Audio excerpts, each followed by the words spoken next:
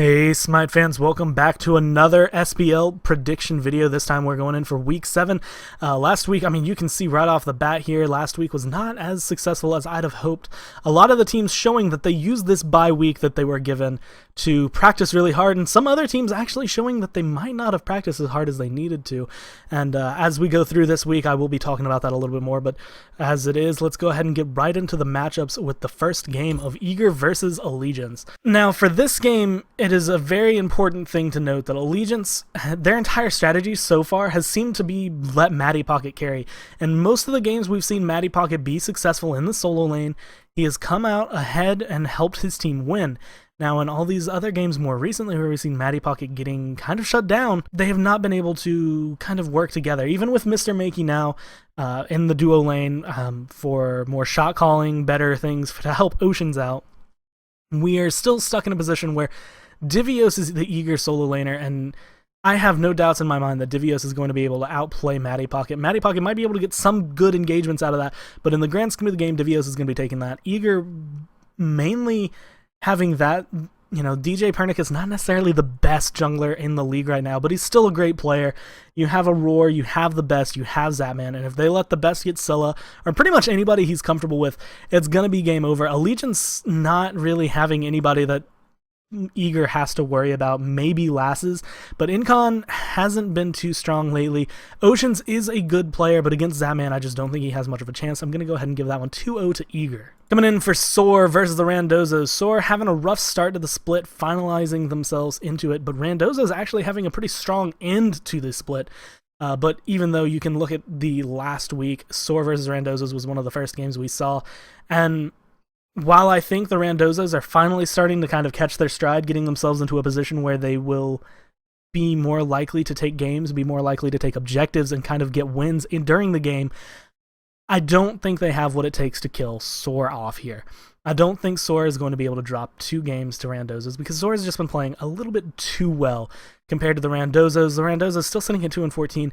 This point for the Randozos is really a let's work together, get our teamwork going, whereas Soar is looking at DreamHack here, and I don't think they're going to be dropping 2 games, especially not the Randozos. Coming into the next one's Luminosity versus Enemy. Now, after the bye week, I was ready to kind of discount Enemy again, and this was one of the things that I feel was, I was wrong, honestly.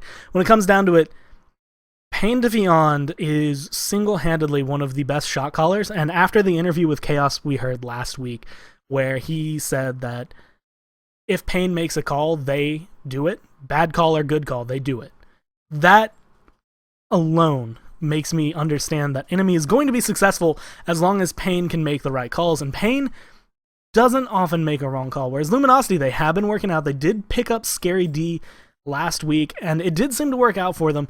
And I do think that their roster in general will be able to take some individual fights off of Enemy. But I think Enemy's going to take the game. Enemy having some of the best control of the map that we see in the league at all. Other than maybe Panthera, but Enemy definitely a close second to Panthera, I would say at this point. With that, I will be saying Enemy will 2-0 this one. They're probably going to be really close games. This is going to be an amazing set to watch. But as it is, Enemy 2-0.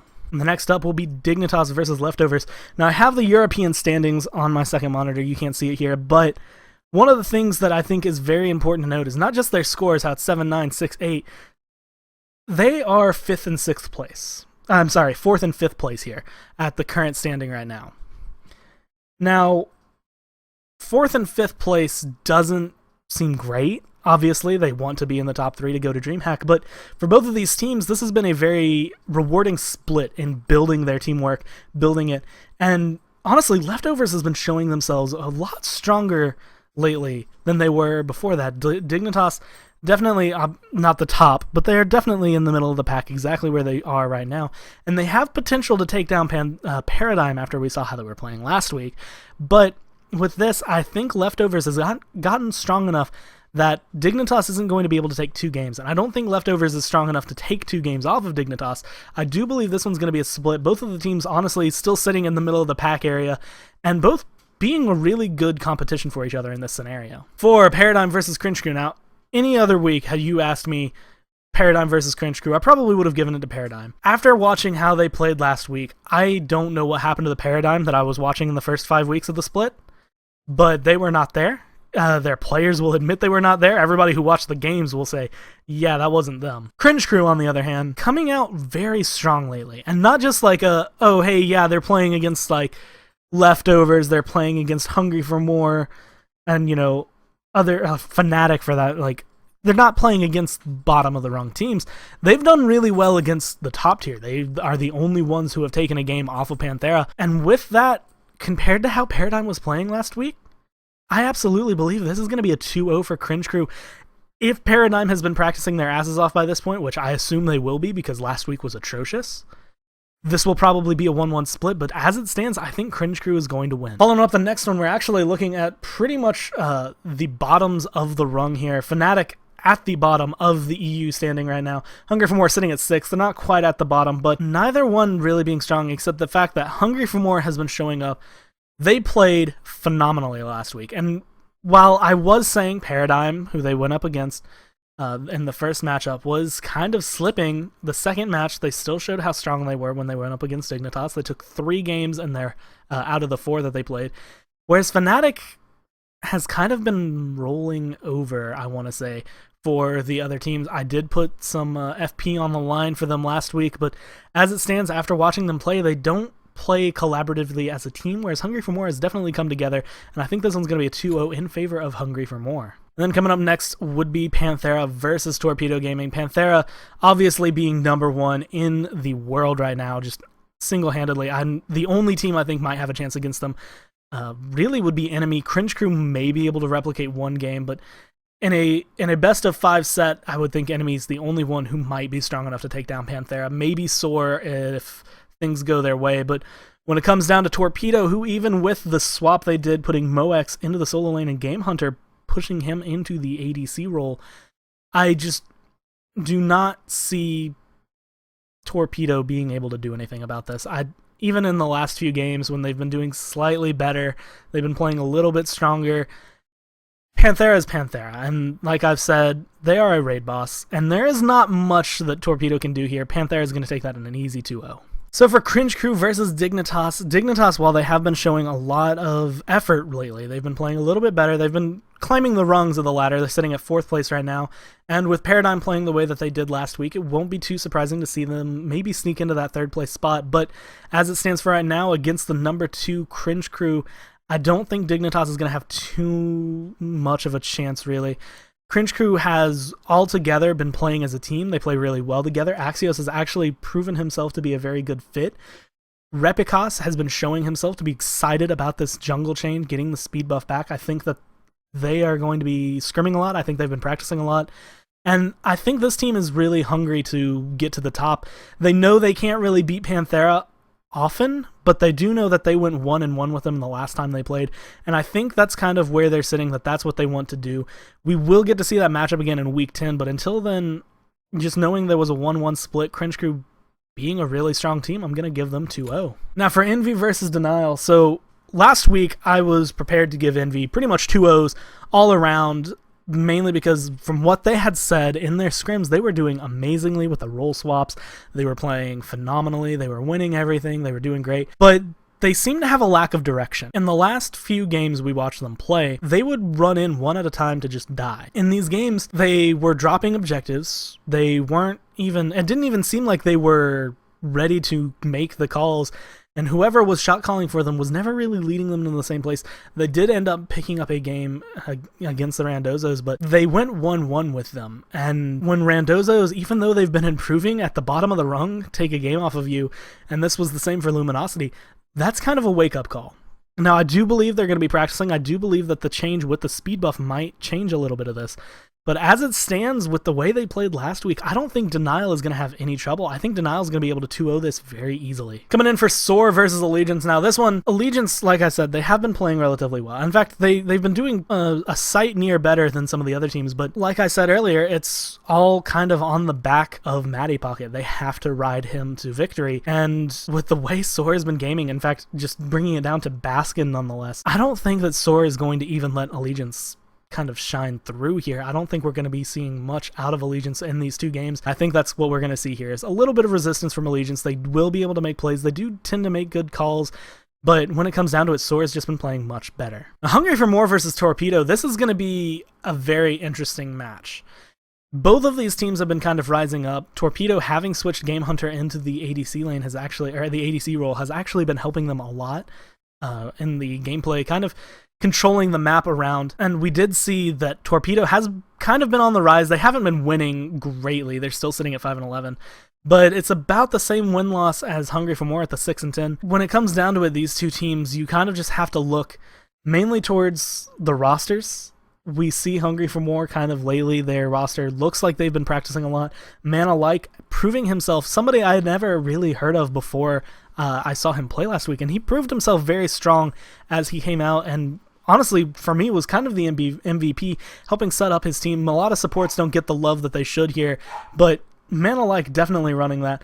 Whereas for Torpedo, the switch to the solo lane for Moex and Game Hunter into the ADC, it's good, but I don't think it's strong enough to actually take the games off of Hungry for More. And, ordinarily, I would have said split, but after watching Hungry for More play last week, I think they have the potential to 2-0 here. And for Luminosity versus Denial, this one's kind of hard to really gauge. So Eager and Denial split last week, and both teams really played well. Denial was very strong, Eager was very strong, and Luminosity did manage to go 2-0, but it was against Allegiance, so it's looking at this, even though they just picked up Scary D, the question is how well will he fare against Benji? You know, Masked has obviously proven himself as much more comfortable with Denial here. Vicium being a very strong ADC. Going up against Barracuda is not something he's unfamiliar with. He's done it a few times, not only in ranked, but in competitive play as it is. And with the standings as it is, I actually think Denial and Luminosity are going to split. I think Luminosity could take both games. I even think Denial could take both games. But I think it's far more likely that one of these teams is going to take a win, and the other team is going to reset and just come through stronger than before. And so I think this one's going to fall as a split. Now, for the Week 7 recap, we're going to be going through this really fast here just to kind of give a quick view over what I chose. Eager going to be taking it 2-0 over Allegiance. Allegiance being a kind of strong team at this point, but relying really heavily on Matty Pocket to come out of the solo lane very strong. Eager, however, being just a strong all-around roster. Some of their members being a little weak depending on the matchups, but for the most part, Eager going to be able to take that 2-0. Soar versus Randozos. Randozos, while they have been playing really well, they did take a game off of Envy last week. Soar is just, as we would look at it, second place right now. They are probably the only ones who will give Enemy right now a run for their money, and with it, Soar going to be able to go through the Randozos relatively easily, not having much trouble there. This one's going to be my game of the week with Luminosity versus Enemy. Enemy being really strong. Luminosity honestly being really strong, but Enemy just... Pain is a better shot caller, I feel, and I feel like even if Enemy loses some of the individual sparrings in the lane, if they get to late game, Pain is going to lead his team to victory relatively easily. For Dignitas versus Leftovers, this one's kind of hard to call. Leftovers showing themselves to be stronger, but mainly against Fnatic last week, whereas Dignitas has been showing themselves to still kind of be sitting at that middle of the pack. They are at 4th place right now, but I won't be surprised if they maybe dip down or go up into that 3rd place rung. And against Leftovers, I don't really think either team's going to be too much stronger. I think both will be able to take a game. For Cringe Crew versus Paradigm, though, we will be having a little bit of a mix-up, honestly. Normally I would give this one to Paradigm, but with the way they were playing last week, Cringe Crew definitely going to be able to take this one relatively easily. They have been putting their hearts into the game. And Paradigm, after the showing last week, I will honestly be surprised to see them take a game for a little while. For Fnatic versus Hungry for More showed up last week. And Fnatic has not been doing that much. They have been kind of falling farther and farther down the rabbit hole that is 8th place here, whereas Hungry for More seems to want to climb. The DreamHack dream might still be real for them, and with it, Hungry for More, after the way they played last week, I think is going to have a relatively easy 2-0. But in Panthera versus Torpedo Gaming, very simply, the raid boss that is Panthera is going not to fall to Torpedo. Let's face it, even if Torpedo comes with their A game, Panthera going to easily 2-0 Torpedo. For Cringe Crew versus Dignitas, Dignitas sitting in 4th place, Cringe Crew sitting in 2nd place, and Cringe Crew honestly being strong, like I said, and putting their hearts into it. I don't think Dignitas going to be too strong in this matchup. They will be giving Cringe Crew a run for their money, but I don't think Cringe Crew is going to drop a game. Or Envy versus Denial, with the way Envy played last week, it is no doubt in my mind that unless they have been working non-stop, there's not much chance for them to take a game. I think Denial is going to have a relatively easy 2-0. First, Soar versus Allegiance. Soar, once again, just being an insanely strong team right now. Allegiance not really having much other than hoping that Matty Pocket can kind of carry them to victory. As it stands, Soar going to be able to take that one 2-0. For Hungry for More versus Torpedo Gaming, I'm going to have to very easily throw that one to Hungry for More. Like I said, Torpedo has kind of been showing themselves to be stronger. They've been showing up with some signs of life lately, but still kind of sitting at the bottom. The role swap I don't think is going to give them much, whereas Hungry for More played their hearts out last week, and I do believe that that is going to be what kind of makes or breaks this. I think Hungry for More will take it. It's possible to be a split, but I do believe 2-0 for Hungry for More. Now, Luminosity versus Denial. This one is also going to be a very interesting game to watch because Luminosity has been showing themselves to be a lot stronger lately, especially after picking up Scary D. Unfortunately, that was up against Allegiance, so I don't know exactly where they sit in comparison to some of the other teams. Allegiance not necessarily being the strongest to play against. This game will more solidify where LG stands in the NA bracket for me. But as it stands right now, I think it's going to be a split. I don't think either one's going to be able to best the other two games.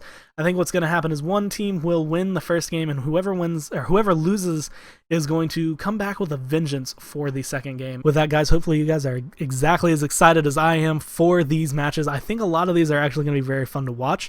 And honestly, I think it's going to be interesting to see because a lot of these teams are sitting in weird positions right now. Some of them have guaranteed spots into DreamHack right now, whereas others are kind of looking to bring themselves up into that. Some teams, like Hungry for More, are going to be able to bring themselves in possibly to the third place spot and secure themselves a trip to the LAN. But as it stands, we'll see where this puts them, and we have 3 more weeks after this. I'm very excited to watch all of these, especially when it comes to week 10. We'll know a little bit more about these teams, and I'm excited.